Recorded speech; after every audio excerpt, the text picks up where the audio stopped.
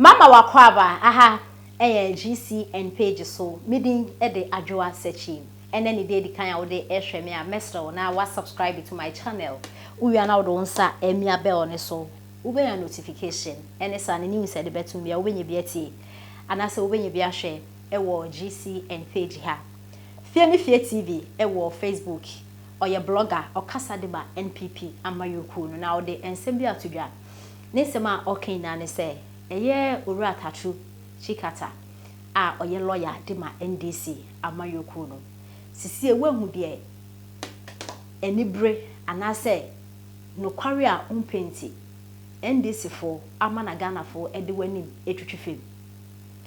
fie TV etrese owura Tsatsu oye sebio openi hu pa adenti na ese wotena ho na oman na NDC fo eforso na wudi atro ede ekere oman Ghana ode ya adwin di agro o waste yen ofeni say taxpayers money afenso chese o mana amanfo esikrom koye demonstration etutun so shegu omo ho ebi mu prepare na de we na enya de a ese efata nti as a lawyer a o kasa de ma NDC amayoku se sebio NDC party no omo kire se omo ye buga omo de nsem hu kwa na omo di na se omo ko baabi a eche a ese wo a wo ye lawyer wo di omo anim na se wo kasa de ma omo no ese se party na eche a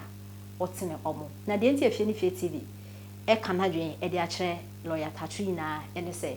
ena no ye wa ha e na owura sie dum ketia former general secretary de ma NDC amayoku asise o ye chairman waji owura ofusu ampofo ni position afini se ma aye nse bebre NDC party no ebe kan se ena no 2020 abato ye to ya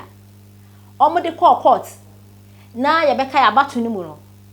omo declare say his excellency na nando danko akufu adwanwi no omo ampani da John Dramani Mahama be ye press conference ka she NDC for the say enya de ombeje atum till now omo ampani da John Dramani Mahama enfre his excellency na nando danko akufu ado emma no congratulations dabi because he thinks say abano ono ena onwini eni nsem bebre na ye bisa say omo ampani da John Dramani Mahama sisi ya ore se dun kete about abe confirm say na muni evidence wa from ampani na nado wa from no e nsem bebre na ore se dun kete ani audio na about na ye sure say na yatimu nsem ne bi o se no muni evidence bia che say calculator kakraka na okoje to nanima na o type so wo court ho no na ye camouflage na ye camouflage che say ono nima de o ye kra because o muni figures omo ni adansi di omo ni bibie gira so kese ye omo akono so omo be waste Ghana for time e ye omo fe so omo di Ghana for ya adwin be diagro e ye omo fe se kese Ghana NDC for na boye sa ore se do kete e kese omo kokot no omo di nkan e consult owura Tsatsu na owura Tsatsu ka che omo se mo na asem omo de kokot njira asem no eni kon eni nsa eni nine nti e be yanka mu njai no rese dun katia NDC fo se hwe yenjai se people for ya adwen se betete omo ye betete omo ankasa into the mayan court ya kwa yen fa sa plan we yen fra yesi boss Jane Mensa no begina dake yen toto nado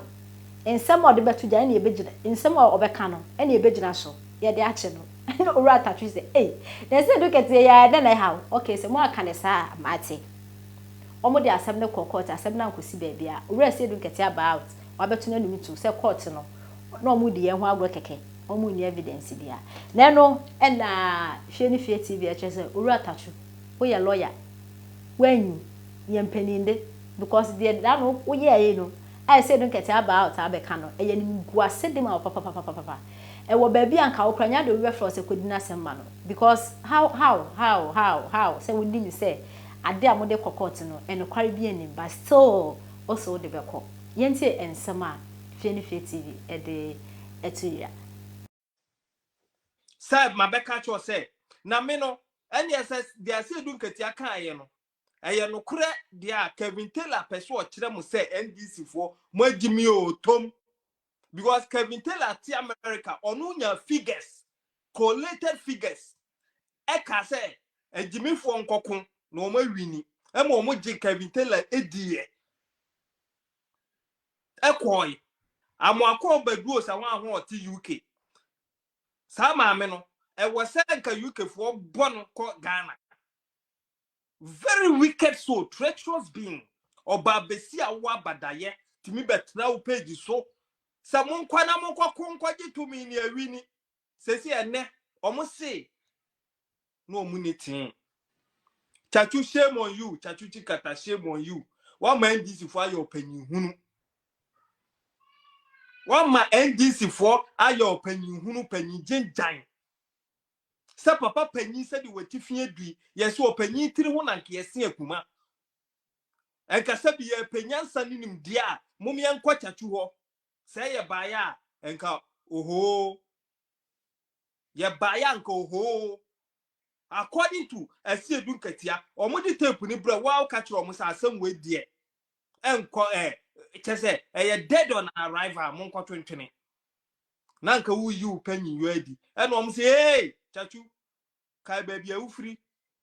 Wu ya NDC ni ye nka no kore ye face fact. And nyansasem so ye supporto. De ye pa sabi nkwa asem. Na ase ampa kamera ye afi me ho. Na wasori di asem we achi. Enti za mo be hwa Tsatsu Tsikatse ye court no.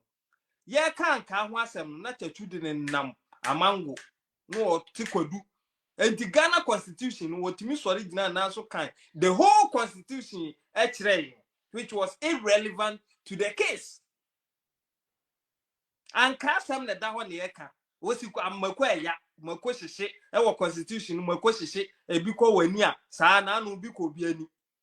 Yes, you can't Kasem.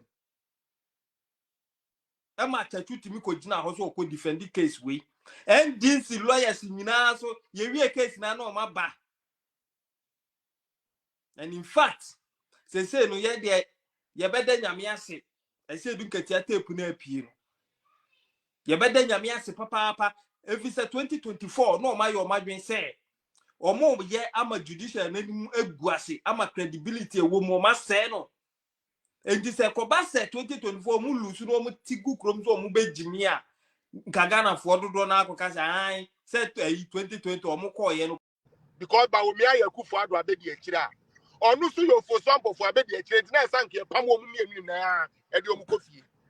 now because since they came no institution where no do they think